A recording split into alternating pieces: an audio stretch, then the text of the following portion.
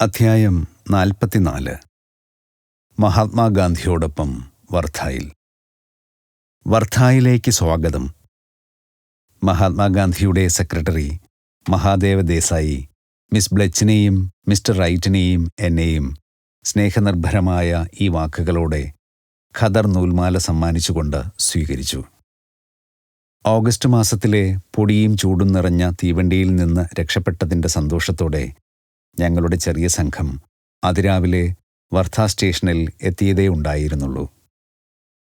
സാധന സാമഗ്രികൾ ഒരു കാളവണ്ടിയിൽ നിക്ഷേപിച്ചിട്ട് ശ്രീ ദേശായി, കൂടെയുണ്ടായിരുന്ന ബാബാ സാഹേബ് ദേശ്മുഖ്, ഡോക്ടർ പിംഗളെ എന്നിവരുമായി ഞങ്ങൾ ഒരു തുറന്ന മോട്ടോർ കാറിൽ കയറി.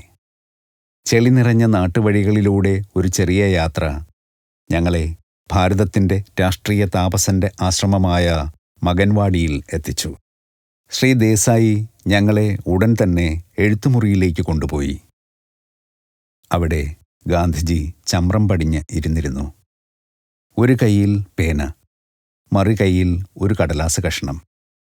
മുഖത്ത് വിശാലമായ, മനം കവരുന്ന ഹൃദ്യമായ മന്ദഹാസം.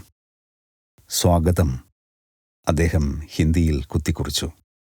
അന്ന് ഒരു തിങ്കളാഴ്ചയായിരുന്നു, അദ്ദേഹത്തിൻ്റെ പ്രതിവാര മൗനവ്രതത്തിൻ്റെ ദിനം. ഇത് ഞങ്ങളുടെ ആദ്യത്തെ കൂടിക്കാഴ്ചയായിരുന്നു.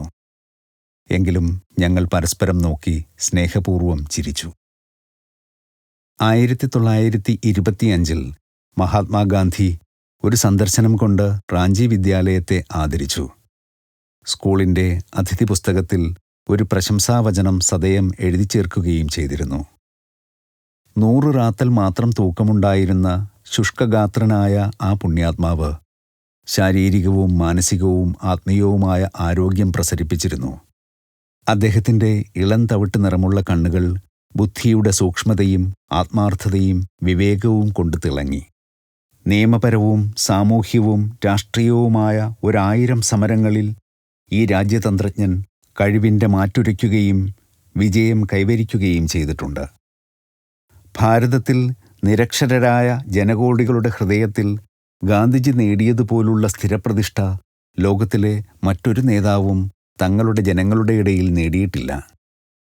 അവരുടെ ആത്മചോദിതമായ ആദരവാണ് അദ്ദേഹത്തിൻ്റെ പ്രസിദ്ധമായ മഹാത്മാ എന്ന അപരനാമത്തിലുള്ളത്. അവർക്ക് വേണ്ടി മാത്രമാണ് ഗാന്ധിജി തൻ്റെ വേഷം പരക്കെ കാർട്ടൂണുകളിൽ പ്രത്യക്ഷപ്പെടുന്ന തൻ്റെ അരവസ്ത്രത്തിൽ ഒതുക്കുന്നത്. അതിൽ കൂടുതൽ വസ്ത്രം ധരിക്കാൻ കഴിവില്ലാത്ത ചവിട്ടിമെതിക്കപ്പെട്ട മനുഷ്യസമൂഹവുമായി ഗാന്ധിജിക്കുള്ള ഐക്യബോധത്തിൻ്റെ പ്രതീകമാണ് ആ അരവസ്ത്രം. ആശ്രമവാസികളാകെ അങ്ങയ്ക്ക് സേവനമർപ്പിക്കുവാൻ തയ്യാറാണ്. എന്താവശ്യത്തിനും അവരെ വിളിക്കൂ. തനതായ മര്യാദയോടെ ആ മഹാത്മാവ് ധൃതിയിലെഴുതിയ ഈ കുറിപ്പ് എനിക്ക് തന്നു. വായനാമുറിയിൽ നിന്ന് അതിഥി മന്ദിരത്തിലേക്ക് ഞങ്ങളെ ദേശായി കൂട്ടിക്കൊണ്ടുപോയി. ഞങ്ങളുടെ മാർഗദർശി ഞങ്ങളെ പുഷ്പഫലത്തോട്ടങ്ങളിലൂടെ അഴിയിട്ട ജാലകങ്ങളോടുകൂടിയ ഓടിട്ട ഒരു കെട്ടിടത്തിലേക്ക് നയിച്ചു. മുറ്റത്ത് 25 അടി വ്യാസത്തിലുള്ള ഒരു കിണർ ആടുമാടുകൾക്ക് വെള്ളം കൊടുക്കാനാണ് ഉപയോഗിക്കുന്നതെന്ന് ശ്രീ ദേശായി പറഞ്ഞു. അടുത്തുതന്നെ കറ്റമെതിക്കുവാനുള്ള കറങ്ങുന്ന സിമന്റ് ചക്രമുണ്ടായിരുന്നു. ഞങ്ങളുടെ ഓരോ കിടക്കമുറിയിലും ഏറ്റവും മിതമായ സാധന സാമഗ്രി മാത്രമാണ് ഉണ്ടായിരുന്നത്. കൈകൊണ്ട് കയർവെരിഞ്ഞ ഒരു കട്ടിൽ, വെള്ളയടിച്ച അടുക്കളയുടെ ഒരു കോണിൽ ഒരു ടാപ്പും മറ്റൊരിടത്ത് പാചകത്തിനുള്ള ഒരു അടുപ്പും ഉണ്ടായിരുന്നു. തനി ഗ്രാമീണ ശബ്ദങ്ങൾ ഞങ്ങളുടെ കാതിൽ വന്നെത്തി. കാക്കയുടെയും കുരുവിയുടെയും കരച്ചിൽ, കന്നുകാലികളുടെ അമറൽ, കല്ലുളിയുടെ തട്ടലും ഉരസലും. മിസ്റ്റർ റൈറ്റിൻ്റെ യാത്രാ ഡയറി നിരീക്ഷിച്ച ശ്രീ ദേശായി അത് തുറന്ന് ഒരു താളിൽ മഹാത്മജിയുടെ ആത്മാർത്ഥതയുള്ള അനുയായികൾ, സത്യാഗ്രഹികൾ എടുത്തിട്ടുള്ള സത്യാഗ്രഹ പ്രതിജ്ഞകളുടെ പട്ടിക എഴുതി ചേർത്തു. അഹിംസ, സത്യം, അസ്ഥേയം, ബ്രഹ്മചര്യം, അപരിഗ്രഹം, ശ്രമദാനം, മിതഭക്ഷണം, നിർഭയത്വം, സർവമത സമാദരണം, സ്വദേശി ആഭ്യന്തര ഉൽപ്പന്നങ്ങളുടെ ഉപയോഗം, തീണ്ടലില്ലായ്മ. ഇവ 11 എളിമയോടെ ആചരിക്കേണ്ടതാണ്. അടുത്ത ദിവസം ഓഗസ്റ്റ് 27, 1935 എന്ന തീയതി വെച്ച് ഗാന്ധിജി സ്വയം ആ താളിൽ ഒപ്പിട്ടു. ഞങ്ങൾ എത്തി 2 മണിക്കൂർ കഴിഞ്ഞപ്പോൾ എൻ്റെ സഹചാരികളെയും എന്നെയും മധ്യാഹ്ന ഭോജനത്തിന് ക്ഷണിച്ചു. അദ്ദേഹത്തിൻ്റെ പഠനമുറിയുടെ അങ്കണത്തിന് എതിരെ ആശ്രമത്തിൻ്റെ പൂമുഖത്തെ വളഞ്ഞ വാതിലിന് കീഴിൽ മഹാത്മജി വന്ന് ഇരുന്നു കഴിഞ്ഞിരുന്നു. 25ഓളം നഗ്നപാത സത്യാഗ്രഹികൾ പിത്തളത്താലങ്ങൾക്കും കിണ്ണങ്ങൾക്കും പിന്നിൽ ചമ്രം പടിഞ്ഞ് ഇരുന്നു. ഒരു സമൂഹ പ്രാർത്ഥന. എന്നിട്ട് വലിയ പിത്തളപാത്രങ്ങളിൽ നിന്ന് വിളമ്പിയ നെയ്പുരട്ടിയ ചപ്പാത്തി, അരിഞ്ഞു വേവിച്ച പച്ചക്കറികൾ, മധുരം ചേർത്ത ചെറുനാരങ്ങാക്കൂട്ട് എന്നിവ കൊണ്ടുള്ള ഭക്ഷണം. ചപ്പാത്തി, വേവിച്ച കിഴങ്ങുകൾ, വേവിക്കാത്ത കുറച്ച് പച്ചക്കറികൾ, ഓറഞ്ച് എന്നിവ ഗാന്ധിജി കഴിച്ചു. രക്തശുദ്ധിക്കുള്ള ഔഷധം എന്ന് പ്രസിദ്ധമായ വേപ്പില അരച്ച ഒരു വലിയ ഉരുള അദ്ദേഹത്തിൻ്റെ പ്ലേറ്റിൻ്റെ വശത്തായി ഉണ്ടായിരുന്നു. അതിൽ കുറച്ചു ഭാഗം അദ്ദേഹം ഒരു കരണ്ടി കൊണ്ട് മാറ്റി എൻ്റെ പ്ലേറ്റിൽ വെച്ചു. ദുസ്വാദുള്ള ഈ മരുന്ന് കുട്ടിക്കാലത്ത് അമ്മ നിർബന്ധിച്ച് വിഴുങ്ങിച്ചിരുന്നത് ഓർമ്മിച്ചുകൊണ്ട് ഞാൻ അത് കുറച്ച് വെള്ളവുമായി ഒറ്റയടിക്ക് അകത്താക്കി. പക്ഷേ ഗാന്ധിജി അത് അല്പാൽപമായി അരുചിയില്ലാതെ കഴിക്കുകയായിരുന്നു. മനസ്സിനെ ഇന്ദ്രിയങ്ങളിൽ നിന്ന് ഇച്ഛാനുസരണം വേർപെടുത്താൻ മഹാത്മജിക്കുണ്ടായിരുന്ന കഴിവ് ഈ ചെറിയ കാര്യത്തിൽ ഞാൻ ശ്രദ്ധിച്ചു. ഏതാനും വർഷം മുമ്പ് അദ്ദേഹത്തിന് ഏറെ മാധ്യമശ്രദ്ധ പിടിച്ചുപറ്റിയ ഒരു അപ്പൻഡെക്ടമി ശസ്ത്രക്രിയ ചെയ്ത കാര്യം ഞാൻ ഓർമ്മിച്ചു. ബോധം കെടുത്തുന്ന മരുന്നുകൾ നിരസിച്ചുകൊണ്ട് ഓപ്പറേഷൻ തീരുവോളം അദ്ദേഹം ശിഷ്യരുമായി സന്തോഷത്തോടെ സംസാരിച്ചിരുന്നു. ശാന്തമായ പുഞ്ചിരി അദ്ദേഹം വേദന അറിയുന്നില്ലെന്ന് വെളിപ്പെടുത്തുന്നുണ്ടായിരുന്നു. ഒരു ഇംഗ്ലീഷ് അഡ്മിറലിൻ്റെ മകൾ മിസ് മാഡലിൻ സ്ലേഡ്, ഇപ്പോൾ മീരാ ബഹൻ എന്ന് വിളിക്കപ്പെടുന്ന ശ്രേഷ്ഠയായ ഗാന്ധി ശിഷ്യയുമായി സംസാരിക്കാനുള്ള അവസരം ഉച്ചതിരിഞ്ഞ് എനിക്ക് കിട്ടി. തൻ്റെ ദൈനംദിന പ്രവർത്തനങ്ങളെപ്പറ്റി കുറ്റമറ്റ ഹിന്ദിയിൽ സംസാരിച്ചപ്പോൾ അവരുടെ ശക്തവും ശാന്തവുമായ മുഖം ഉത്സാഹത്താൽ തിളങ്ങി. ഗ്രാമീണ പുനർനിർമ്മാണ പ്രവർത്തനങ്ങൾ അത്യധികം ആത്മസംതൃപ്തി നൽകുന്നു. ഞങ്ങളുടെ ഒരു സംഘം ദിവസവും രാവിലെ 5 മണിക്ക് അടുത്തുള്ള ഗ്രാമീണരുടെ സേവനത്തിനായി പോവുകയും അവരെ ലളിതമായ ശുചിത്വകാര്യങ്ങൾ പഠിപ്പിക്കുകയും ചെയ്യുന്നു. അവരുടെ കക്കൂസുകളും മൺകുടിലുകളും വൃത്തിയാക്കാൻ ഞങ്ങൾ പ്രത്യേകം ശ്രദ്ധിക്കുന്നു. ഗ്രാമീണർ നിരക്ഷരരാണ്. അവരെ മാതൃക കൊണ്ടല്ലാതെ പഠിപ്പിക്കുക സാധ്യമല്ല. അവർ ഉത്സാഹത്തോടെ ചിരിച്ചു. സാധാരണയായി തീണ്ടൽ ജാതിക്കാർ ചെയ്തിരുന്ന തോട്ടിപ്പണി ചെയ്യാൻ യഥാർത്ഥമായ ക്രിസ്തീയ എളിമ പ്രാപ്തയാക്കിയ ഈ ഉന്നതകുലജാതയായ ആംഗല വനിതയെ ഞാൻ അത്ഭുതാദരങ്ങളോടെയാണ് വീക്ഷിച്ചത്. അവർ പറഞ്ഞു, ഞാൻ 1925 ഭാരതത്തിലെത്തി. ഈ നാട്ടിൽ എൻ്റെ വീട്ടിൽ തിരിച്ചെത്തി എന്ന അനുഭവമാണ് എനിക്കുള്ളത്. എൻ്റെ പഴയ ജീവിത രീതിയിലേക്കും താൽപ്പര്യങ്ങളിലേക്കും തിരിച്ചു പോകാൻ ഞാൻ ഇനി ആഗ്രഹിക്കുകയില്ല. അല്പസമയം ഞങ്ങൾ അമേരിക്കയിലെ കാര്യങ്ങൾ ചർച്ച ചെയ്തു. ഭാരതം സന്ദർശിക്കുന്ന പല അമേരിക്കക്കാരും ആത്മീയ കാര്യങ്ങളിൽ പ്രദർശിപ്പിക്കുന്ന അഗാധമായ താൽപ്പര്യം കാണുമ്പോൾ എനിക്ക് എപ്പോഴും സന്തോഷവും അത്ഭുതവുമുണ്ട്, അവർ പറഞ്ഞു. മീരാ ബഹൻ്റെ കൈകൾ ഉടൻ തന്നെ ചർക്കയിൽ നൂൽ നൂൽക്കുന്ന തിരക്കിലായി. മഹാത്മജിയുടെ ശ്രമഫലമായി ഇപ്പോൾ ചർക്കകൾ ഗ്രാമീണ ഭാരതത്തിൽ എവിടെയും കാണാം. കുടിൽ വ്യവസായങ്ങൾ പുനരുദ്ധരിക്കാൻ ശക്തമായ ധനശാസ്ത്രപരവും സാംസ്കാരികവുമായ കാരണങ്ങൾ ഗാന്ധിജിക്കുണ്ട്. എങ്കിലും ആധുനിക പുരോഗതി അപ്പാടെ അന്ധമായി നിരാകരിക്കാൻ അദ്ദേഹം ഉപദേശിക്കുന്നില്ല. അദ്ദേഹത്തിൻ്റെ മഹത്തായ ജീവിതത്തിൽ യന്ത്രങ്ങൾ, ട്രെയിനുകൾ, കാറുകൾ, ബസ്സുകൾ, കമ്പിയില്ലാ കമ്പി എന്നിവയെല്ലാം സുപ്രധാനമായ ഒരു പങ്ക് വഹിച്ചിരുന്നു. രാഷ്ട്രീയ മേഖലയിലെ പ്രായോഗിക സൂക്ഷ്മാംശങ്ങളും പരുക്കൻ യാഥാർത്ഥ്യങ്ങളുമായി നിത്യേന മല്ലിട്ടുകൊണ്ട് ജയിലിന് അകത്തും പുറത്തുമായി നടത്തിയ 50 കൊല്ലത്തെ പൊതുജനസേവനം, അദ്ദേഹത്തിൻ്റെ സമചിത്തത, തുറന്ന മനസ്ഥിതി, വിവേകബുദ്ധി, മനുഷ്യജീവിത ദൃശ്യങ്ങൾ നർമ്മബോധത്തോടെ ആസ്വദിക്കാനുള്ള കഴിവ് എന്നിവയെ വർദ്ധിപ്പിക്കുകയേ ചെയ്തിട്ടുള്ളൂ.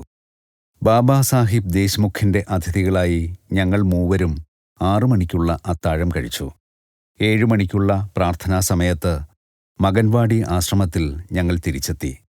30 സത്യാഗ്രഹികൾ അർത്ഥവൃത്തത്തിൽ ഗാന്ധിജിക്ക് ചുറ്റുമായി ഇരുന്നിരുന്ന മട്ടുപ്പാവിലേക്ക് ഞങ്ങൾ കയറി. തൻ്റെ മുന്നിൽ ഒരു പഴഞ്ചൻ പോക്കറ്റ് വാച്ച് ചരിച്ചു വെച്ചുകൊണ്ട് ഗാന്ധിജി ഒരു പുൽപ്പായയിൽ ചമ്രം പടിഞ്ഞ് ഇരുന്നു.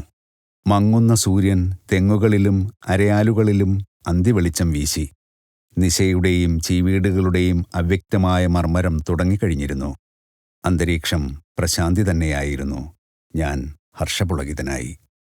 ശ്രീ ദേശായി നയിച്ച ഭക്ത്യാദരങ്ങൾ നിറഞ്ഞ ആലാപനത്തിന് സംഘത്തിൻ്റെ ഏറ്റുപാടൽ. പിന്നീട് ഗീതാപാരായണം.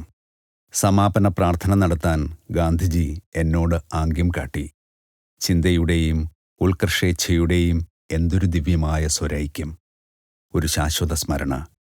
സാന്ധ്യതാരങ്ങളുടെ കീഴിൽ വർദ്ധാമട്ടുപ്പാവിലെ ധ്യാനം. കൃത്യം 8 മണിക്ക് ഗാന്ധിജി തൻ്റെ മൗനവ്രതം അവസാനിപ്പിച്ചു. അദ്ദേഹത്തിൻ്റെ ജീവിതത്തിലെ ഭഗീരഥ പ്രയത്നങ്ങൾ തൻ്റെ സമയത്തെ വളരെ സൂക്ഷ്മമായി വിഭജിക്കുവാൻ അദ്ദേഹത്തെ നിർബദ്ധനാക്കുന്നു. സ്വാഗതം സ്വാമിജി. അദ്ദേഹത്തിൻ്റെ ഇപ്രാവശ്യത്തെ അഭിവാദനം കടലാസിലൂടെ ആയിരുന്നില്ല. എഴുത്തുമുറിയിലേക്ക് ഞങ്ങൾ മട്ടുപ്പാവിൽ നിന്ന് ഇറങ്ങി വന്നതേ ഉണ്ടായിരുന്നുള്ളൂ. തടുക്കുകൾ, കസേരകളില്ല. പുസ്തകങ്ങളും കടലാസുകളും ഏതാനും സാധാരണ പേനകളും, ഫൗണ്ടൻ പേനകളല്ല, വെച്ചിരുന്ന പൊക്കം കുറഞ്ഞ ഒരു ഡെസ്ക് എന്നിവ കൊണ്ട് ലളിതമായി അവിടം സജ്ജീകരിച്ചിരുന്നു. ഒരു മൂലയിൽ ഒരു സാധാരണ ക്ലോക്ക് സമയം കാട്ടിയിരുന്നു. സമാധാനത്തിൻ്റെയും ഭക്തിയുടെയും സർവവ്യാപിയായ ഒരു പരിവേഷം. ഗാന്ധിജി തൻ്റെ വശ്യവും വായ്പൊളിച്ച തീരെ പല്ലില്ലാത്തതുമായ ഒരു പുഞ്ചിരി പൊഴിക്കുകയായിരുന്നു. എൻ്റെ എഴുത്തുകുത്തുകൾക്ക് സമയം കണ്ടെത്താനുള്ള ഒരു ഉപായമായി ഒരു ദിവസത്തെ പ്രതിവാര മൗനവ്രതം ഞാൻ കൊല്ലങ്ങൾക്ക് മുമ്പ് ആരംഭിച്ചു. പക്ഷേ ആ 24 മണിക്കൂർ ഇപ്പോൾ ജീവപ്രധാനമായ ഒരു ആധ്യാത്മിക ആവശ്യമായി തീർന്നിരിക്കുകയാണ്. മുറയ്ക്കുള്ള ക്ലിപ്ത സമയത്തെ മൗനാചരണം ഒരു യാതനയല്ല, അനുഗ്രഹമാണ്, അദ്ദേഹം വിശദീകരിച്ചു. ഞാൻ പരിപൂർണമായി യോജിച്ചു. അമേരിക്കയെയും യൂറോപ്പിനെയും പറ്റി മഹാത്മജി എന്നോട് ചോദിച്ചു. ഭാരതത്തിലെയും ലോകത്തിൻ്റെ ഇതര ഭാഗങ്ങളിലെയും സ്ഥിതിഗതികൾ ഞങ്ങൾ ചർച്ച ചെയ്തു. ശ്രീ ദേശായി മുറിയിൽ വന്നപ്പോൾ ഗാന്ധിജി പറഞ്ഞു, മഹാദേവ, നാളെ രാത്രി സ്വാമിജിക്ക് യോഗശാസ്ത്രത്തെപ്പറ്റി സംസാരിക്കാൻ ടൗൺ ഹാളിൽ ഏർപ്പാട് ചെയ്യൂ. ഞാൻ ഗാന്ധിജിക്ക് ശുഭരാത്രി ആശംസിച്ചപ്പോൾ അദ്ദേഹം കാരുണ്യപൂർവം ഒരു കുപ്പി സിട്രോനെല്ല എണ്ണ എൻ്റെ കയ്യിൽ തന്നു. സ്വാമിജി, വർധായിലെ കൊതുകുകൾക്ക് അഹിംസയെപ്പറ്റി ഒരു വസ്തുവും അറിഞ്ഞുകൂടാ, അദ്ദേഹം ചിരിച്ചുകൊണ്ട് പറഞ്ഞു. അടുത്ത പ്രഭാതത്തിൽ ഞങ്ങളുടെ ചെറിയ സംഘം ശർക്കരയിട്ട ഗോതമ്പ് പാൽക്കഞ്ഞിയുടെ പ്രാതൽ കാലേകൂട്ടി കഴിച്ചു. 10:30 ആശ്രമത്തിൻ്റെ പൂമുഖത്ത് ഗാന്ധിജിയോടും സത്യാഗ്രഹികളോടുമൊപ്പം ഉച്ചഭക്ഷണത്തിന് അവർ ഞങ്ങളെ വിളിച്ചു. അന്നത്തെ വിഭവങ്ങളിൽ തവിടുകളയാത്ത അരിയുടെ ചോറും പുതിയ ഏതാനും പച്ചക്കറികളും ഏലത്തരിയും ഉൾപ്പെട്ടിരുന്നു. ഉച്ചയ്ക്ക് ആശ്രമ പരിസരങ്ങളിൽ ചുറ്റി നടന്ന ഞാൻ ഏതാനും പ്രശാന്തരായ പശുക്കൾ മേഞ്ഞുകൊണ്ടുനിന്ന സ്ഥലത്തും കടന്നു ചെന്നു. ഗോസംരക്ഷണം ഗാന്ധിജിക്ക് പ്രിയങ്കരമായ ഒരു തപസ്യയാണ്. എനിക്ക് ഗോവ് എന്ന് വച്ചാൽ മനുഷ്യനിൽ താഴ്ന്ന എല്ലാ ജീവജാലങ്ങളുമാണ്. അവ മനുഷ്യൻ്റെ ഭൂതദയയെ അവൻ്റെ വർഗത്തിനുമപ്പുറം വിപുലമാക്കുന്നു. ഇങ്ങനെ മഹാത്മജി വിശദീകരിക്കുന്നു. സമസ്ത ജീവജാലങ്ങളിൽ നിന്നും തനിക്കുള്ള അനന്യത പശുവിലൂടെ സാക്ഷാത്കരിക്കാൻ മനുഷ്യൻ ബാധ്യസ്ഥനാണ്. പൗരാണിക ഋഷീശ്വരന്മാർ ദൈവികത ആരോപിക്കാൻ ഗോവിനെ തിരഞ്ഞെടുത്തത് എന്തുകൊണ്ടാണെന്ന് എന്നെ സംബന്ധിച്ചിടത്തോളം സുവ്യക്തമാണ്. ഭാരതത്തിൽ പശുവായിരുന്നു ഏറ്റവും പറ്റിയ ദൃഷ്ടാന്തം. അവൾ സമൃദ്ധിയുടെ ദാതാവായിരുന്നു. പാൽ തരിക മാത്രമല്ല, അവൾ കൃഷി സാധ്യമാക്കുകയും ചെയ്തു. കരുണയുടെ ഒരു കാവ്യമാണ് പശു. സൗമ്യയായ ആ മൃഗത്തിൽ നാം ദയ കണ്ടെത്തുന്നു. കോടിക്കണക്കിനുള്ള മനുഷ്യരാശിക്ക് അവൾ രണ്ടാമതൊരു മാതാവാണ്. ഗോസംരക്ഷണമെന്നാൽ ഈശ്വര സൃഷ്ടിയിലെ എല്ലാ മൂകജീവികളുടെയും സംരക്ഷണമെന്നാണർത്ഥം. സൃഷ്ടിയിലെ താഴേക്കിടയിലുള്ള ജീവജാലങ്ങളുടെ സഹതാപാഭ്യർത്ഥന അവ മൂകമാണെന്നതിനാൽ എത്രയോ കൂടുതൽ ശക്തമാണ്. ഒരു യാഥാസ്ഥിതിക ഹിന്ദു നിത്യേന ആചരിക്കേണ്ടതായി ചില അനുഷ്ഠാനങ്ങളുണ്ട്. അതിലൊന്നാണ് ഭൂതയജ്ഞം, ജന്തുലോകത്തിന് ആഹാരം നൽകുക. സൃഷ്ടിയിൽ താഴേക്കിടയിലുള്ളവയോട് നിറവേറ്റേണ്ട കടപ്പാടുകളെപ്പറ്റി മനുഷ്യനുള്ള ബോധ്യത്തെയാണ് ഈ ചടങ്ങ് പ്രതീകവത്കരിക്കുന്നത്. ശരീരതാദാത്മ്യത്തിൽ ഈ മായാമോഹം മനുഷ്യനെയും ബാധിക്കുന്നുണ്ട്. ജന്തുക്കൾ ജന്മവാസനയാൽ ബദ്ധരാണ്. അതേസമയം മനുഷ്യനു മാത്രമുള്ള മോചകമായ വിവേകം അവയ്ക്കില്ലതാനും. തൻ്റെ സത്പ്രവൃത്തികൾക്ക് അനുരൂപമായി അദൃശ്യരായ ഉയർന്ന ദേഹികളിൽ നിന്ന് എണ്ണമറ്റ കാരുണ്യാനുഭവങ്ങളും സന്തുഷ്ടിയും തനിക്കും ലഭിക്കുന്നതുകൊണ്ട് ഭൂതയജ്ഞം ബലഹീനരെ സഹായിക്കാനുള്ള മനുഷ്യൻ്റെ സന്നദ്ധതയ്ക്ക് കൂടുതൽ ശക്തി നൽകുന്നു. ഭൂമുഖത്തും സമുദ്രത്തിലും ആകാശത്തും സമൃദ്ധമായുള്ള അവന് പുതുജീവൻ പകരുന്ന പ്രകൃതിയുടെ വരദാനങ്ങൾക്കും മനുഷ്യരാശി കടപ്പെട്ടിരിക്കുന്നു. പ്രകൃതി, ജന്തുക്കൾ, മനുഷ്യൻ, സൂക്ഷ്മലോകദേവകൾ എന്നിവയുടെ ഇടയിൽ പരിണാമപരമായുണ്ടായ ആശയവിനിമയക്കുറവിൻ്റെ തടസ്സത്തെ അങ്ങനെ നിശബ്ദമായ പ്രേമത്തിൻ്റെ സേവനങ്ങൾ കൊണ്ട് അതിജീവിക്കാൻ കഴിയും. മറ്റു രണ്ട് നിത്യയജ്ഞങ്ങൾ പിതൃയജ്ഞവും നൃയജ്ഞവുമാണ്. ഇന്ന് മനുഷ്യരാശിയെ പ്രകാശവത്താക്കുന്ന തങ്ങളുടെ അറിവിൻ്റെയും വിജ്ഞാനത്തിൻ്റെയും കലവറ തങ്ങൾക്കു കൈമാറിയ മുൻ തലമുറകളോടുള്ള കടപ്പാടിൻ്റെ അംഗീകാര പ്രതീകമായി പൂർവികർക്കുള്ള നിവേദ്യ സമർപ്പണമാണ് പിതൃയജ്ഞം. നൃയജ്ഞമെന്നാൽ അപരിചിതർക്കും നിർധനർക്കും ആഹാരം നൽകുകയാണ്. ഇത് മനുഷ്യൻ്റെ വർത്തമാനകാല ഉത്തരവാദിത്വങ്ങളുടെയും സമകാലികരോടുള്ള കർത്തവ്യങ്ങളുടെയും ഒരു പ്രതീകമാണ്. സമീപത്ത് കൊച്ചു പെൺകുട്ടികൾക്ക് വേണ്ടിയുള്ള ഒരു ഗാന്ധി ആശ്രമം ഉച്ചകഴിഞ്ഞ് സന്ദർശിച്ച് ഞാൻ നൃയജ്ഞം നടത്തി. 10 മിനിറ്റ് നേരത്തെ ഒരു കാർ സവാരിയിൽ മിസ്റ്റർ റൈറ്റ് എന്നോടൊപ്പം കൂടി. നിറപ്പകിട്ടാർന്ന സാരികൾ ചുറ്റിയ, പൂത്തണ്ടുകൾ പോലുള്ള ഉടലിൻ്റെ മുകളിൽ പൂ പോലുള്ള കൊച്ചു കൊച്ചു മുഖങ്ങൾ.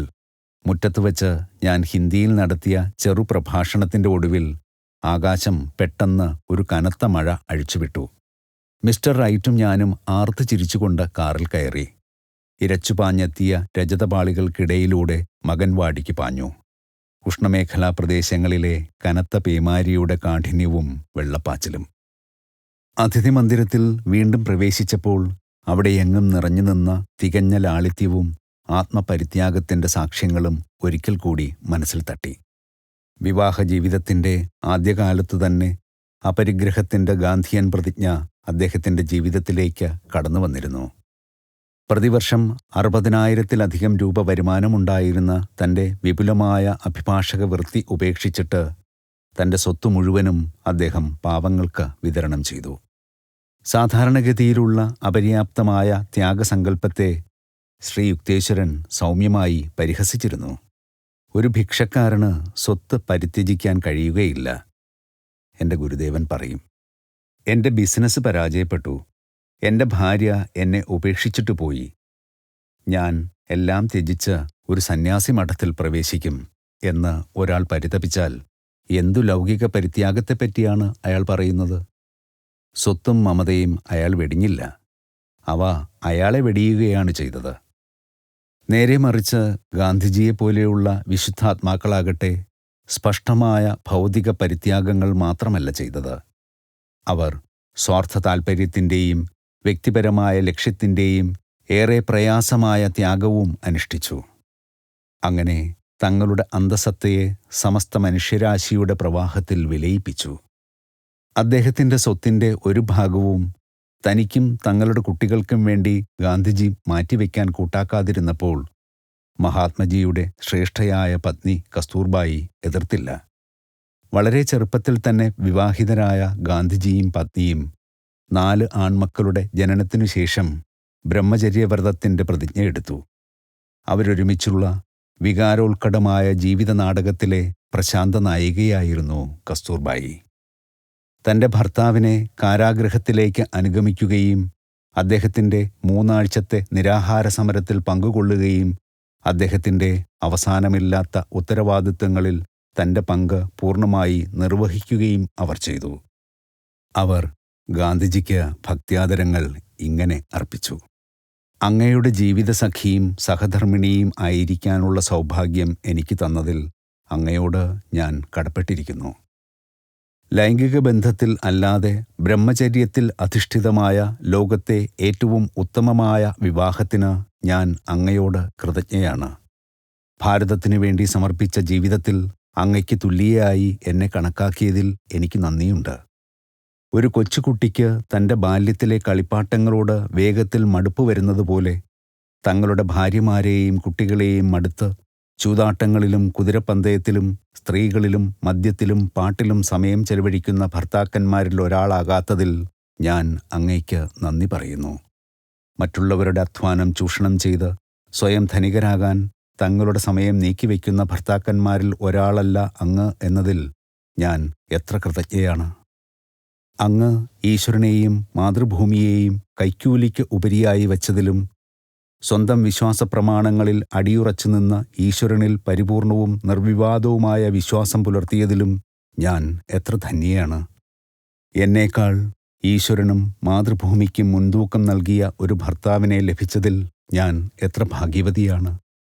എന്നോടും എൻ്റെ ചെറുപ്പകാലത്തെ പോരായ്മകളോടും അങ്ങ് കാട്ടിയ സഹിഷ്ണുതയ്ക്ക് ഞാൻ കടപ്പെട്ടവളാണ്. നമ്മുടെ ജീവിതശൈലിക്ക് വലിയ നിലവാരത്തിൽ നിന്ന് എളിയ നിലയിലേക്ക് അങ്ങ് മാറ്റം വരുത്തിയപ്പോൾ യുവത്വം കൊണ്ട് ഞാൻ പിറുപിറുക്കുകയും എതിർക്കുകയും ചെയ്തത് അങ്ങ് ക്ഷമിച്ചു. ഒരു കൊച്ചുകുട്ടിയെന്ന നിലയിൽ അങ്ങയുടെ മാതാപിതാക്കളുടെ വീട്ടിൽ ഞാൻ താമസിച്ചു. അങ്ങയുടെ അമ്മ സദ്ഗുണസമ്പന്നയായ ഒരു മഹതിയായിരുന്നു. ധീരയും സാഹസികയുമായ ഒരു ഭാര്യ ആയിരിക്കാനും എൻ്റെ ഭാവി ഭർത്താവായ അവരുടെ മകനോട് സ്നേഹാദരങ്ങൾ വച്ചു പുലർത്താനും അവർ എന്നെ പഠിപ്പിക്കുകയും പരിശീലിപ്പിക്കുകയും ചെയ്തു. കൊല്ലങ്ങൾ കടന്നുപോയപ്പോൾ അങ്ങ് ഭാരതത്തിൻ്റെ ഏറ്റവും പ്രിയങ്കരനായ നേതാവായി. മറ്റു രാജ്യങ്ങളിൽ മിക്കപ്പോഴും സംഭവിക്കുന്നത് പോലെ വിജയത്തിൻ്റെ പടവുകൾ കയറിക്കഴിഞ്ഞാൽ തൻ്റെ ഭാര്യയെ തള്ളിക്കളയുന്ന ഒരു ഭർത്താവായി അങ്ങ് തീർന്നേക്കുമെന്ന പേടി എനിക്ക് ഒട്ടുമില്ലായിരുന്നു. മരണത്തിലും നാം ഭാര്യാഭർത്താക്കന്മാരായിരിക്കുമെന്ന് എനിക്ക് ബോധ്യമുണ്ടായിരുന്നു. പൊതുജന സമാരാധ്യനായ മഹാത്മജിക്ക് പിരിച്ചെടുക്കാൻ കഴിഞ്ഞിരുന്ന ലക്ഷക്കണക്കിന് രൂപയുടെ സഞ്ചിത നിധികളുടെ ഖജാൻജിയായി കൊല്ലങ്ങളോളം കസ്തൂർബായി സേവനമനുഷ്ഠിച്ചിട്ടുണ്ട്.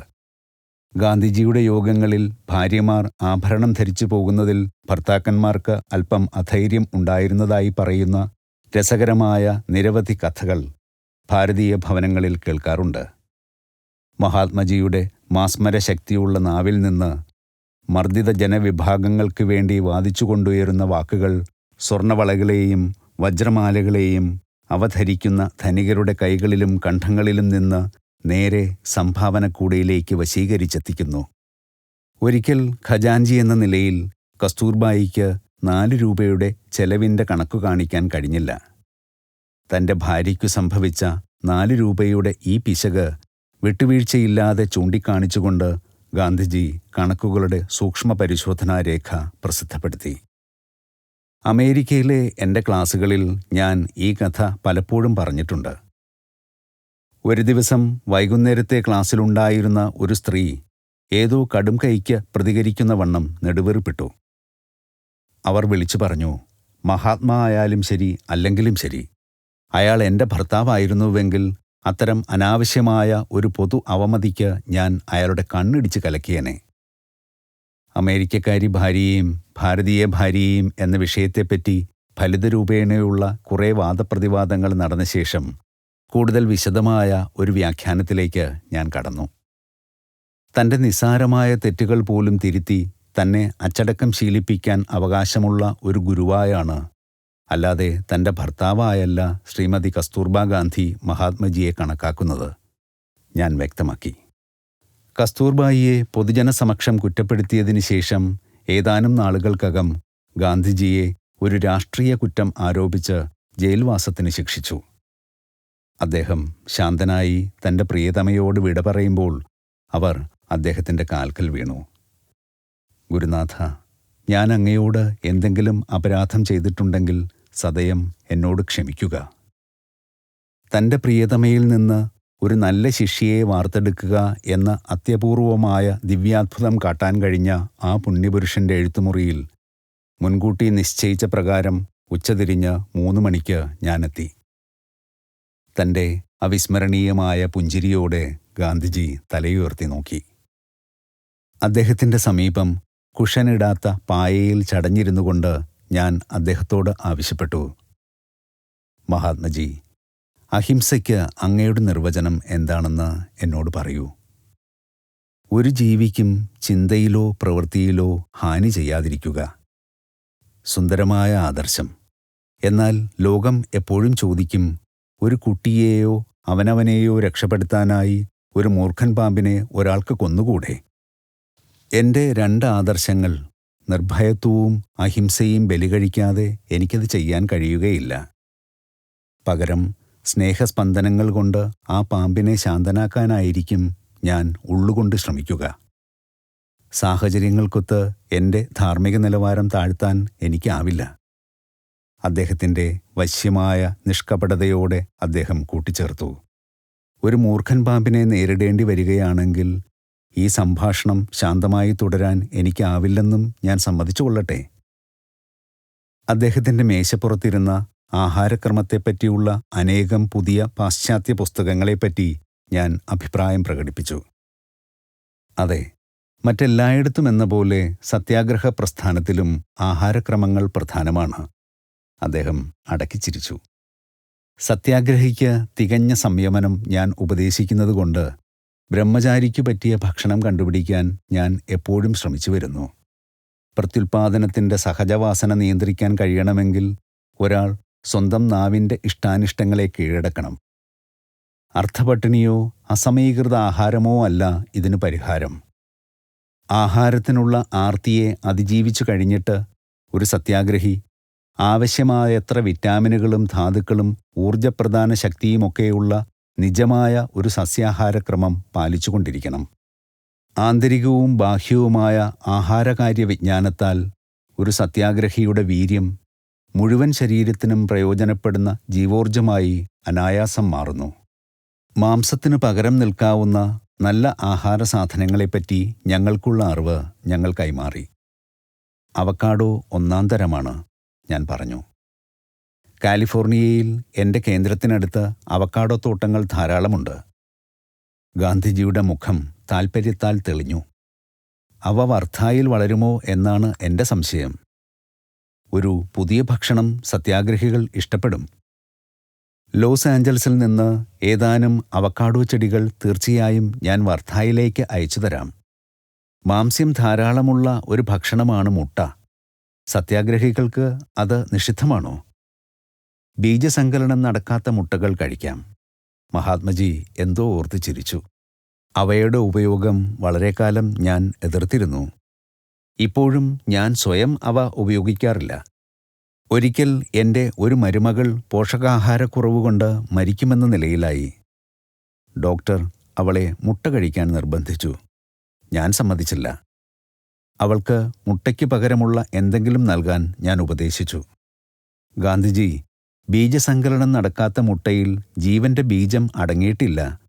അതിൽ കൊലയുടെ പ്രശ്നമേയില്ല, ഡോക്ടർ വിശദീകരിച്ചു.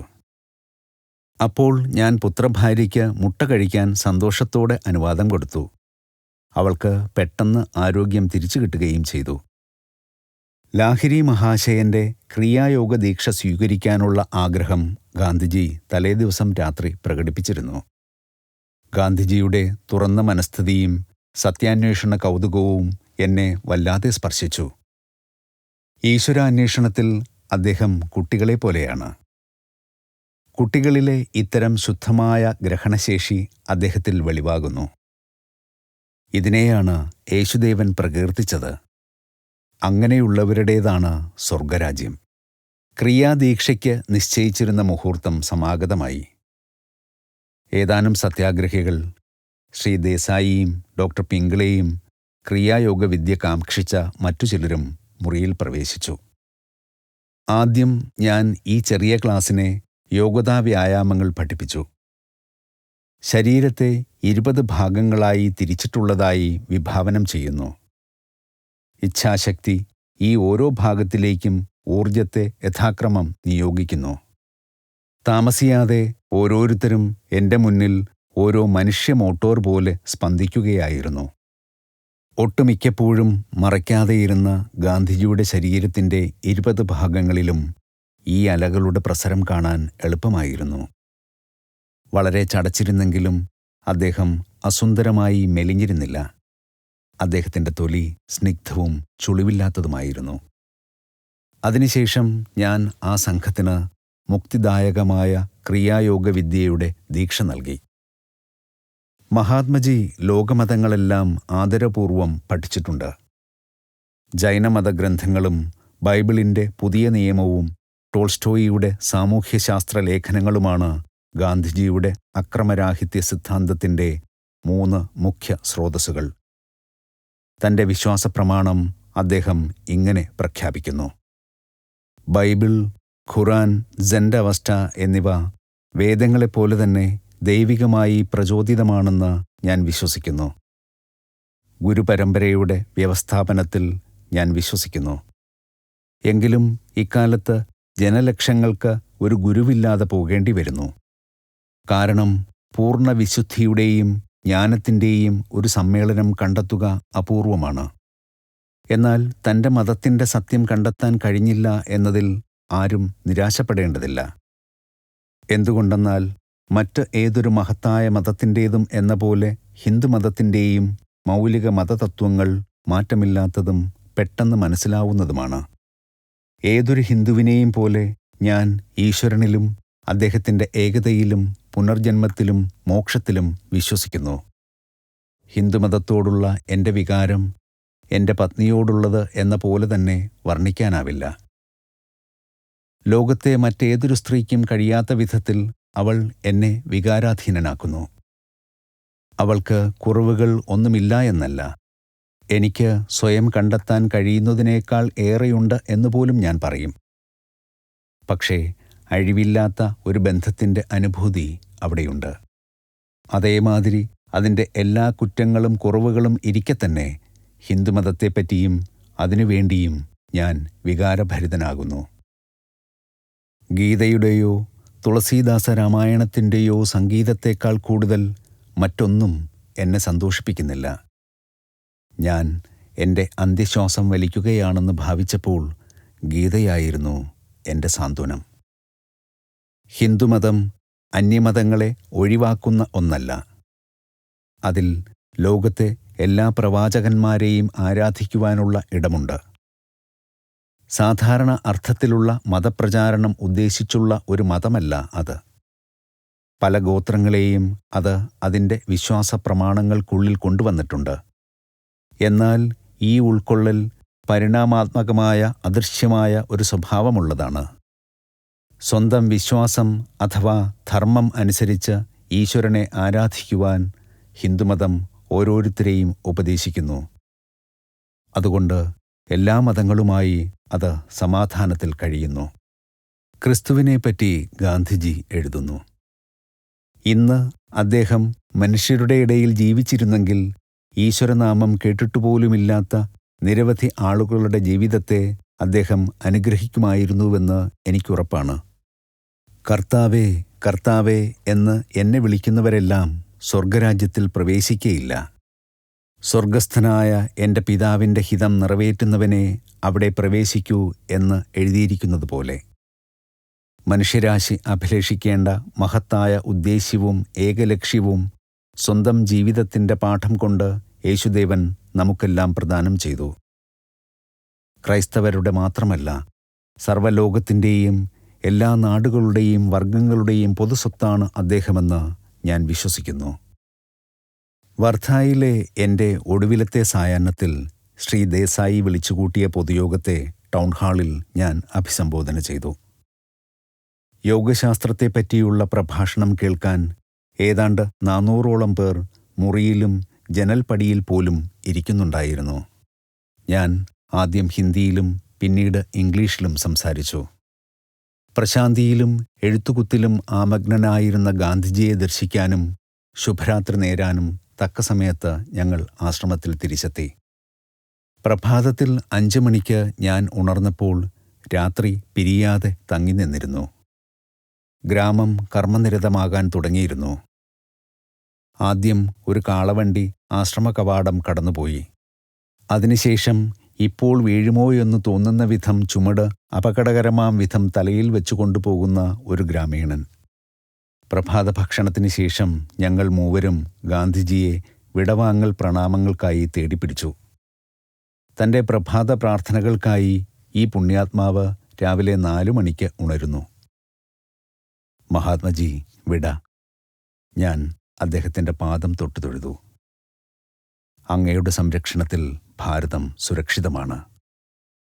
വർധായിലെ നിസർഗ ലാളിത്യത്തിൻ്റെ അനുഭവത്തിന് ശേഷം വർഷങ്ങൾ കടന്നുപോയിരിക്കുന്നു. ഭൂമിയും മഹാസമുദ്രങ്ങളും ആകാശവും യുദ്ധത്തിലേർപ്പെട്ട ഒരു ലോകത്താൽ കറുത്തിരുണ്ടു.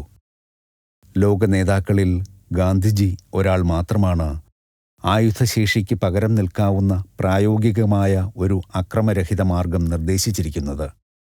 ആവലാതികൾ പരിഹരിക്കാനും അനീതികൾ ദൂരീകരിക്കാനും അവയുടെ ഫലപ്രാപ്തി വീണ്ടും വീണ്ടും തെളിയിച്ചിട്ടുള്ള അക്രമരാഹിത്യ മാർഗങ്ങളാണ് ഗാന്ധിജി അവലംബിച്ചിട്ടുള്ളത്.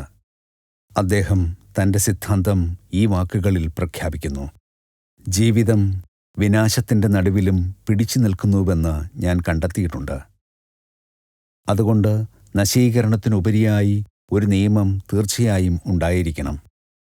ആ നിയമത്തിൻ്റെ കീഴിൽ മാത്രമേ സുവ്യവസ്ഥാപിതമായ ഒരു സമൂഹം സുഗ്രാഹ്യവും ജീവിതം ജീവിക്കാൻ അനുയോജ്യവും ആവുകയുള്ളൂ. അതാണ് ജീവിതത്തിൻ്റെ നിയമമെങ്കിൽ നാം അത് നമ്മുടെ നിത്യജീവിതത്തിൽ നടപ്പാക്കണം. എവിടെയൊക്കെ യുദ്ധം നിലനിൽക്കുന്നുവോ, എവിടെയൊക്കെ ഒരു എതിരാളിയെ നേരിടേണ്ടി വരുന്നുവോ, അവിടെ നാം സ്നേഹം കൊണ്ട് കീഴടക്കുക. സ്നേഹത്തിൻ്റെ സുനിശ്ചിതമായ ആ നിയമം എൻ്റെ തന്നെ ജീവിതത്തിൽ സാർത്ഥകമായി എന്ന് ഞാൻ കണ്ടെത്തി. എന്നാൽ വിനാശത്തിൻ്റെ നിയമം ഒരിക്കലും ഫലവത്തായിട്ടില്ല. ഭാരതത്തിൽ ഈ നിയമത്തിൻ്റെ പ്രത്യക്ഷമായ തെളിവ് സാധ്യമായിടത്തോളം വിപുലമായ തോതിൽ നമുക്ക് ലഭിച്ചിട്ടുണ്ട്. 36 കോടി ജനങ്ങളിലും അക്രമരാഹിത്യത്തിൻ്റെ സന്ദേശം കടന്നുകൂടിയിട്ടുണ്ടെന്ന് ഞാൻ അവകാശപ്പെടുന്നില്ല. എങ്കിലും അവിശ്വസനീയമായ രീതിയിൽ ചുരുങ്ങിയ ഒരു സമയത്തിനുള്ളിൽ മറ്റേതൊരു സിദ്ധാന്തത്തെക്കാളും ആഴത്തിൽ അത് ഇറങ്ങിച്ചെന്നിട്ടുണ്ടെന്ന് ഞാൻ അവകാശപ്പെടുക തന്നെ ചെയ്യുന്നു. അക്രമരാഹിത്യത്തിൻ്റെ മാനസികാവസ്ഥയിലെത്താൻ നന്നേ കഠിനമായ പാഠങ്ങൾ തന്നെ വേണ്ടിവരുന്നു. ഒരു പട്ടാളക്കാരൻ്റേതുപോലെ ശിക്ഷണമുള്ള ഒരു ജീവിതമാണത്. മനസ്സ്, ശരീരം, വാക്ക് എന്നിവ തമ്മിൽ ശരിയായ പൊരുത്തം വരുമ്പോഴേ ആ പൂർണ്ണതയുടെ അവസ്ഥയിലെത്തുകയുള്ളൂ. സത്യത്തിൻ്റെയും അക്രമരാഹിത്യത്തിൻ്റെയും നിയമം ജീവിതവ്രതമാക്കാൻ നാം ഉറയ്ക്കുകയാണെങ്കിൽ ഓരോ പ്രശ്നവും സ്വയം പരിഹൃതമാകാൻ പാകമാകും. ലോകരാഷ്ട്രീയ സംഭവ വികാസങ്ങളുടെ ദാരുണമായ പോക്ക് ആത്മീയ വീക്ഷണത്തിൻ്റെ അഭാവത്തിൽ ലോകജനത നശിക്കുമെന്ന സത്യത്തിലേക്ക് സംശയരഹിതമായി വിരൽ ചൂണ്ടുന്നു. മതം അങ്ങനെ ചെയ്തിട്ടില്ലായെങ്കിൽ തന്നെ ആധുനിക ശാസ്ത്രം അരക്ഷിതാവസ്ഥയുടെയും ഭൗതിക വസ്തുക്കളുടെയെല്ലാം കഴമ്പില്ലായ്മയുടെ പോലും അവ്യക്തമായ ഒരു ബോധം മനുഷ്യരാശിയിൽ ഉണർത്തിയിട്ടുണ്ട്. തൻ്റെ ഉദ്ഭവസ്ഥാനത്തേക്ക്, തൻ്റെ ഉള്ളിലെ ആത്മാവിലേക്കല്ല എങ്കിൽ ഇനി മനുഷ്യർ വാസ്തവത്തിൽ എവിടേക്കാണ് പോവുക? മൃഗീയമായ ബലപ്രയോഗത്തിലൂടെ മനുഷ്യന് തൻ്റെ പ്രശ്നങ്ങൾ പരിഹരിക്കാൻ കഴിഞ്ഞിട്ടില്ല എന്ന് ചരിത്രം പരിശോധിച്ചുകൊണ്ട് യുക്തിപൂർവം പറയാം. 1-ാം ലോകമഹായുദ്ധം ലോകത്തെ മുഴുവനും വിറങ്ങലിപ്പിക്കുന്ന ഭീകരമായ ഒരു ദുഷ്കർമ്മ സഞ്ചയത്തിൻ്റെ ഹിമഗോളം സൃഷ്ടിച്ചു. അത് ഉരുണ്ടുകൂടി 2-ാം ലോകമഹായുദ്ധമായി തീർന്നു. രക്തച്ചൊരിച്ചിലിന് കളമൊരുക്കിയ ഇന്നത്തെ ദുഷ്കർമ്മത്തിൻ്റെ ഭീമാകാരമായ ഹിമഗോളം 3-ാം ലോകമഹായുദ്ധമായി പരിണമിക്കാതെ അതിനെ ഉരുക്കി അകറ്റാൻ സാഹോദര്യത്തിൻ്റെ ചൂടിനു മാത്രമേ കഴിയൂ. 20-ാം നൂറ്റാണ്ടിൻ്റെ അവിശുദ്ധ ത്രിമൂർത്തികൾ. തർക്കങ്ങളുടെ പരിഹാരത്തിന് മനുഷ്യൻ്റെ വിവേകത്തിനു പകരം കാടത്തത്തിൻ്റെ യുക്തി പ്രയോഗിച്ചാൽ അത് ഭൂമിയെ വീണ്ടും കാടാക്കി മാറ്റും. ജീവിച്ചിരിക്കുമ്പോൾ സഹോദരങ്ങളായില്ലെങ്കിൽ അക്രമാസക്തമായ മരണത്തിലാണ് സഹോദരങ്ങളാവുക. ഇത്തരം ഒരു അവമതിക്കായല്ല ഈശ്വരൻ ആണവ ഊർജത്തിൻ്റെ വിമോചന വിദ്യ കണ്ടെത്താൻ മനുഷ്യനെ സ്നേഹപൂർവം അനുവദിച്ചത്. യുദ്ധവും അക്രമവും ഒരിക്കലും ഒരു നേട്ടവും വരുത്തുന്നില്ല. രോഗത്തിൽ നിന്ന് ഏറെക്കുറയും ദാരിദ്ര്യത്തിൽ നിന്ന് തീർത്തും മുക്തമായ ഭയം, അലങ്കോലം, ക്ഷാമം, മഹാമാരി, മരണനൃത്തം എന്നിവയിലൂടെയല്ലാത്ത അവയ്ക്ക് പകരം സമാധാനം, ഐശ്വര്യം, വികസ്വരമായ വിജ്ഞാനം എന്നിവയുടെ ഒരു നവലോകം സൃഷ്ടിക്കുന്നതിന് സ്ഫോടക വസ്തുക്കൾ പൊട്ടിച്ച് വെറുതെ പുകയാക്കിക്കളഞ്ഞ ശതലക്ഷക്കണക്കിനുള്ള ഡോളർ മതിയാകുമായിരുന്നു. ഗാന്ധിജിയുടെ അക്രമരാഹിത്യത്തിൻ്റെ ശബ്ദം മനുഷ്യൻ്റെ മഹത്തരമായ മനസാക്ഷിയെ വിളിച്ചുണർത്തുന്നു. ലോകരാഷ്ട്രങ്ങൾ മരണത്തോടല്ല, ജീവിതത്തോട് സഖ്യം കൂടട്ടെ. വിനാശത്തോടല്ല, പുനഃസൃഷ്ടിയോടാകട്ടെ. വെറുപ്പിനോടല്ല, സ്നേഹത്തിൻ്റെ രചനാത്മകമായ അത്ഭുതങ്ങളോടാകട്ടെ ഈ സഖ്യം. ക്ഷതം എന്തായാലും ഒരുവൻ പൊറുക്കണം, മഹാഭാരതം പറയുന്നു. മനുഷ്യജാതിയുടെ തുടർന്നുള്ള നിലനിൽപ്പിന് തന്നെ കാരണം മനുഷ്യൻ ക്ഷമാശീലനാണെന്നതാണ്. പൊറുക്കുകയാണ് വിശുദ്ധി. ക്ഷമയാണ് പ്രപഞ്ചത്തെ ഒരുമിച്ച് നിർത്തുന്നത്. മാപ്പ് നൽകാൻ കഴിയുകയാണ് ശക്തൻ്റെ ശക്തി. അത് ത്യാഗമാണ്, മനസ്സിൻ്റെ ശാന്തിയാണ്. ക്ഷമയും സൗമ്യതയും ആത്മസാക്ഷാത്കാരം നേടിയവരുടെ ലക്ഷണങ്ങളാണ്. അവ ശാശ്വതമായ നന്മയെ പ്രതിനിധീകരിക്കുന്നു. മാപ്പ് നൽകലിൻ്റെയും സ്നേഹത്തിൻ്റെയും നിയമത്തിൻ്റെ സ്വാഭാവികമായ പരിണിതഫലമാണ് അക്രമരാഹിത്യം. ഒരു ധർമ്മസമരത്തിൽ ജീവൻ ബലി നൽകേണ്ടി വന്നാൽ ശ്രീ യേശുവിനെപ്പോലെ സ്വന്തം രക്തം മറ്റുള്ളവരുടെയല്ല ചിന്താൻ ഒരാൾ തയ്യാറായിരിക്കണം, ഗാന്ധിജി പ്രഖ്യാപിക്കുന്നു. ആത്യന്തികമായി ഈ ലോകത്ത് രക്തച്ചൊരിച്ചിൽ കുറയും. ഭാരതീയ സത്യാഗ്രഹികളെപ്പറ്റി ഒരു കാലത്ത് ഇതിഹാസങ്ങൾ രചിക്കപ്പെടും. അവർ വെറുപ്പിനെ സ്നേഹം കൊണ്ടും അക്രമത്തെ അക്രമരാഹിത്യം കൊണ്ടും നേരിട്ടു. ആയുധം എടുക്കുന്നതിനു പകരം തങ്ങളെ നിർദ്ദയമായി കശാപ്പ് ചെയ്യാൻ അവർ അനുവദിച്ചു. മറ്റുള്ളവരുടെ ജീവനെ സ്വന്തം ജീവനുപരിയായി വിലമതിച്ച മനുഷ്യരെ കണ്ട് നാണിച്ച് ഉള്ളിൻ്റെ ഉള്ളുവരെ കലങ്ങി എതിരാളികൾ തോക്കുകൾ വലിച്ചെറിഞ്ഞ് ഓടിയെന്നതാണ് ചില ഐതിഹാസിക മുഹൂർത്തങ്ങളിൽ ഇതിൻ്റെ പരിണിതഫലം. രക്തച്ചൊരിച്ചിലിൻ്റെ മാർഗത്തിലൂടെ എൻ്റെ ദേശത്തിന് സ്വാതന്ത്ര്യം നേടുന്നതിനു പകരം ആവശ്യമെന്ന് കണ്ടാൽ ഞാൻ യുഗങ്ങളോളം കാത്തിരിക്കും, ഗാന്ധിജി പറഞ്ഞു. ബൈബിൾ നമ്മെ താക്കീത് ചെയ്യുന്നു. വാളെടുക്കുന്നവരെല്ലാം വാളാൽ തന്നെ നശിക്കും. മഹാത്മജി ഇങ്ങനെ എഴുതിയിരിക്കുന്നു: ഞാൻ ഒരു സ്വരാജ്യസ്നേഹിയാണ്. എന്നാൽ എൻ്റെ സ്വരാജ്യസ്നേഹം വിശ്വവിശാലമാണ്. അതിൽ ലോകത്തെ എല്ലാ രാഷ്ട്രങ്ങളും ഉൾപ്പെടുന്നു. എൻ്റെ ദേശീയവാദം ലോകത്തിൻ്റെ മുഴുവൻ നന്മയെ ഉൾക്കൊള്ളുന്നു. എൻ്റെ ഭാരതം മറ്റു രാഷ്ട്രങ്ങളുടെ ചിതാഭസ്മത്തിൽ നിന്ന് ഉയർകൊള്ളാൻ ഞാൻ ആഗ്രഹിക്കുന്നില്ല. എൻ്റെ ഭാരതം ഒരൊറ്റ മനുഷ്യജീവിയെപ്പോലും ചൂഷണം ചെയ്യുന്നത് ഞാൻ ആഗ്രഹിക്കുന്നില്ല.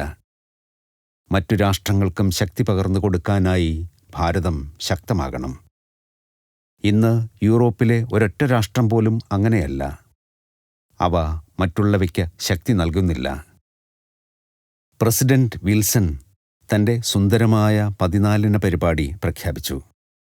പക്ഷേ അദ്ദേഹം പറഞ്ഞു, എന്തായാലും നമ്മുടെ സമാധാന ശ്രമം പരാജയപ്പെട്ടാൽ നമുക്ക് ആശ്രയിക്കാൻ നമ്മുടെ പടക്കോപ്പുകളുണ്ട്. എനിക്ക് ആ നിലപാട് നേരെ തിരിച്ചാക്കണം. എന്നിട്ട് പറയണം, നമ്മുടെ പടക്കോപ്പുകൾ അമ്പേ പരാജയപ്പെട്ടു കഴിഞ്ഞു. നമുക്ക് ഇനി എന്തെങ്കിലും പുതുതായി നോക്കാം. നമുക്ക് സ്നേഹത്തിൻ്റെയും സത്യം തന്നെയായ ഈശ്വരൻ്റെയും ശക്തി ഒന്ന് പരീക്ഷിച്ചു നോക്കാം. അത് നമുക്ക് ലഭിച്ചു കഴിഞ്ഞാൽ വേറൊന്നും വേണ്ടിവരികയില്ല.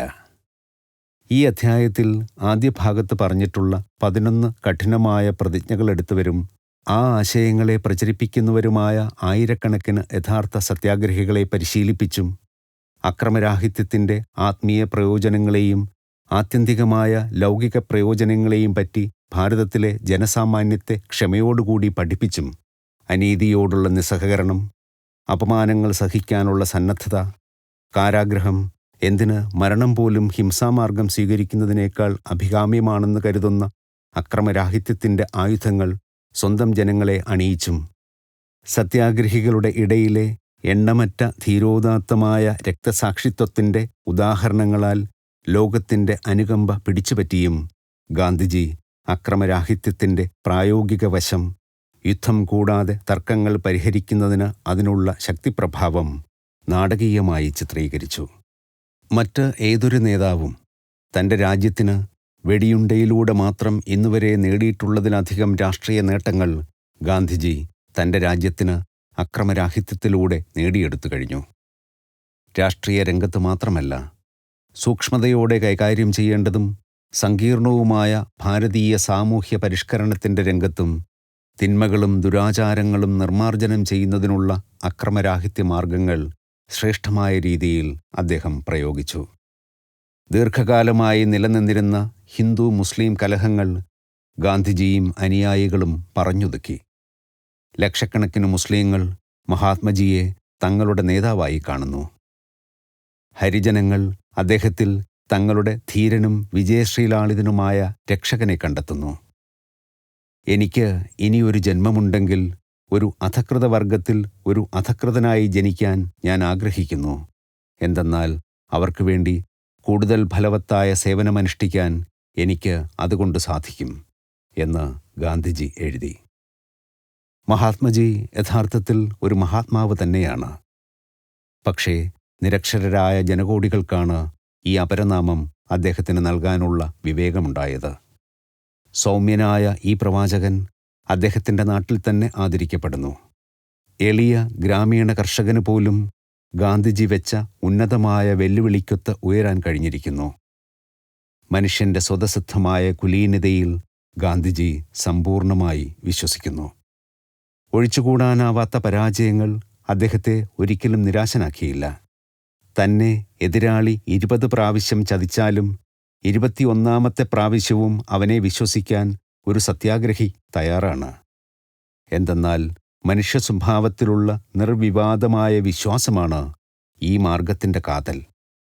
മഹാത്മജി, അങ്ങ് ഒരു അസാധാരണ മനുഷ്യനാണ്. അങ്ങ് ചെയ്യുന്നത് പോലെ ഈ ലോകർ മുഴുവനും പെരുമാറുമെന്ന് പ്രതീക്ഷിക്കരുത്, ഒരു വിമർശകൻ ഒരിക്കൽ പറഞ്ഞു. ഗാന്ധിജി മറുപടി പറഞ്ഞു, നാം നമ്മെ തന്നെ എങ്ങനെ വഞ്ചിക്കുന്നുവെന്നത് വളരെ വിചിത്രമാണ്. ശരീരത്തെ മെച്ചപ്പെടുത്താമെന്നും എന്നാൽ ആത്മാവിൽ ഒളിഞ്ഞിരിക്കുന്ന ശക്തികളെ ഉണർത്താൻ സാധിക്കുകയില്ല എന്നും നാം സങ്കൽപ്പിക്കുന്നു.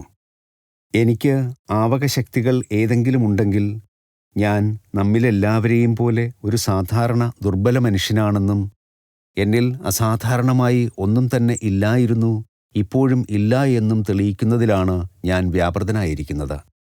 മറ്റേതൊരു സഹജീവിയായ മർത്യനെയും പോലെ തെറ്റുപറ്റാനിടയുള്ള ഒരു സാധാരണ വ്യക്തിയാണ് ഞാൻ. എങ്കിലും എൻ്റെ തെറ്റുകൾ ഏറ്റുപറയാനും തെറ്റായ കാലടികൾ പിന്നോട്ട് വയ്ക്കാനും തക്ക എളിമ എനിക്കുണ്ടെന്ന് ഞാൻ തുറന്നു സമ്മതിക്കുന്നു.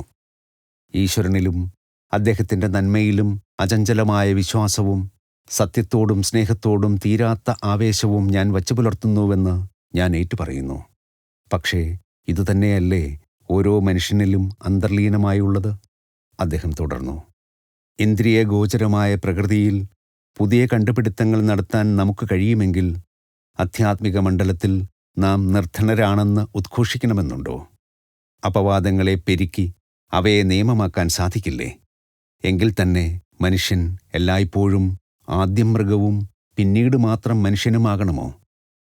17ാം നൂറ്റാണ്ടിൽ വില്യം പെൻ തൻ്റെ കോളനിയായ പെൻസിൽവേനിയ സ്ഥാപിക്കുന്നതിൽ വിജയകരമായി നടത്തിയ അക്രമരഹിതമായ പരീക്ഷണം അമേരിക്കക്കാർ അഭിമാനത്തോടെ അനുസ്മരിക്കുന്നുണ്ടാവാം. അവിടെ കോട്ടകളോ സൈനികരോ പൗരസേനയോ യുദ്ധസാമഗ്രികൾ പോലുമോ ഇല്ലായിരുന്നു. പുതിയ കുടിയേറ്റക്കാരും അമേരിക്കൻ ആദിവാസികളും തമ്മിലുണ്ടായ കിരാതമായ അതിർത്തി യുദ്ധങ്ങൾക്കും നരഹത്യകൾക്കുമിടയിലും പെൻസിൽവേനിയയിലെ ക്വേക്കർമാർ മാത്രം ദ്രോഹിക്കപ്പെട്ടില്ല. മറ്റുള്ളവർ വധിക്കപ്പെട്ടു, കൂട്ടക്കൊല നടന്നു. പക്ഷേ ഇവർ സുരക്ഷിതരായിരുന്നു. ഒരൊറ്റ വനിത പോലും ആക്രമിക്കപ്പെട്ടില്ല. ഒരൊറ്റ ക്വേക്കർ കുട്ടി കൊല്ലപ്പെട്ടില്ല. ഒരൊറ്റ ക്വേക്കർ പുരുഷൻ പീഡിപ്പിക്കപ്പെട്ടില്ല. ഒടുവിൽ ക്വേക്കർമാർ ആ രാജ്യത്തിൻ്റെ ഭരണം വിട്ടുകൊടുക്കാൻ നിർബന്ധിതരായപ്പോൾ യുദ്ധം പൊട്ടിപ്പുറപ്പെട്ടു. ചില പെൻസിൽവേനിയക്കാർ കൊല്ലപ്പെട്ടു. എങ്കിലും ക്വേക്കർമാരിൽ 3 പേർ മാത്രമാണ് കൊല്ലപ്പെട്ടത്. രക്ഷയ്ക്ക് വേണ്ടി ആയുധം ധരിക്കാൻ മുതിരത്തക്കവണ്ണം അവരുടെ വിശ്വാസ പ്രമാണങ്ങളിൽ നിന്ന് അത്രയ്ക്ക് താഴേക്ക് പതിച്ച 3 പേർ. ആയുധങ്ങളുടെ പ്രയോഗം കൊണ്ട് ലോകമഹായുദ്ധത്തിൽ സമാധാനം കൈവരിക്കാൻ കഴിഞ്ഞില്ല. ഫ്രാങ്ക്ലിൻ ഡി റൂസ്വെൽറ്റ് ചൂണ്ടിക്കാട്ടി. വിജയവും പരാജയവും ഒന്നുപോലെ നിഷ്ഫലമായിരുന്നു. ആ പാഠം ലോകം പഠിക്കേണ്ടിയിരിക്കുന്നു. കൂടുതൽ ആയുധങ്ങൾ ലോകത്തിന് കൂടുതൽ ദുരിതം വരുത്തിവെക്കുന്നു.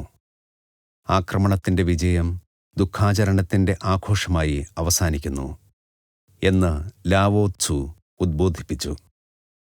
ഞാൻ യുദ്ധം ചെയ്യുന്നത് ലോകസമാധാനത്തിൽ കുറഞ്ഞ ഒന്നിനും വേണ്ടിയല്ല, ഗാന്ധിജി പ്രഖ്യാപിച്ചു. ഭാരത സ്വാതന്ത്ര്യ സമരം അക്രമരഹിതമായ സത്യാഗ്രഹ മാർഗത്തിലൂടെ വിജയം പ്രാപിച്ചാൽ അത് ദേശഭക്തിക്കും, എത്രയും വിനയപൂർവം പറയട്ടെ, ജീവിതത്തിനു തന്നെയും ഒരു പുതിയ അർത്ഥവ്യാപ്തി നൽകും. ഗാന്ധിജിയുടെ കർമ്മപരിപാടി പ്രായോഗിക ബുദ്ധിയില്ലാത്ത ഒരു സ്വപ്നാടകൻ്റേതെന്ന നിലയിൽ തള്ളിക്കളയുന്നതിനു മുമ്പ് സത്യാഗ്രഹത്തിന് ഗലീലിയുടെ പ്രഭു നൽകിയിരിക്കുന്ന നിർവചനത്തെപ്പറ്റി പാശ്ചാത്യർ ഒന്ന് ചിന്തിച്ചു നോക്കട്ടെ. കണ്ണിനു പകരം കണ്ണ്, പല്ലിനു പകരം പല്ല് എന്ന് പറഞ്ഞിട്ടുള്ളത് നിങ്ങൾ കേട്ടിട്ടുണ്ടല്ലോ. എന്നാൽ ഞാൻ നിങ്ങളോട് പറയുന്നു, ദുഷ്ടനെ ദുഷ്ടത കൊണ്ട് ചെറുക്കരുത്. നിന്റെ വലത്തെ ചെകിട്ടത്ത് അടിക്കുന്നവന് മറ്റേ ചെകിടും കൂടി കാട്ടിക്കൊടുക്കുക. 2 മഹായുദ്ധങ്ങൾ തരിശുഭൂമിയാക്കി സർവനാശം വിതച്ച ഒരു നൂറ്റാണ്ടിലേക്കാണ് പ്രപഞ്ചത്തിൻ്റെ മനോഹരമായ സമയസമീകരണം കൊണ്ട് ഗാന്ധിജിയുടെ കാലഘട്ടം നീണ്ടത്. അദ്ദേഹത്തിൻ്റെ ജീവിതത്തിൻ്റെ കരിങ്കൽ ഭിത്തിയിൽ ദിവ്യമായ ഒരു കയ്യെഴുത്ത് കാണപ്പെടുന്നു. സഹോദരങ്ങളുടെ ഇടയിൽ രക്തം ഇനി ചിന്തുന്നതിനെതിരായ ഒരു മുന്നറിയിപ്പ്. മഹാത്മാഗാന്ധിക്കൊരു സ്മരണാഞ്ജലി. അദ്ദേഹം ശരിയായ അർത്ഥത്തിൽ രാഷ്ട്രപിതാവായിരുന്നു. ഒരു ഭ്രാന്തൻ അദ്ദേഹത്തെ കൊന്നു.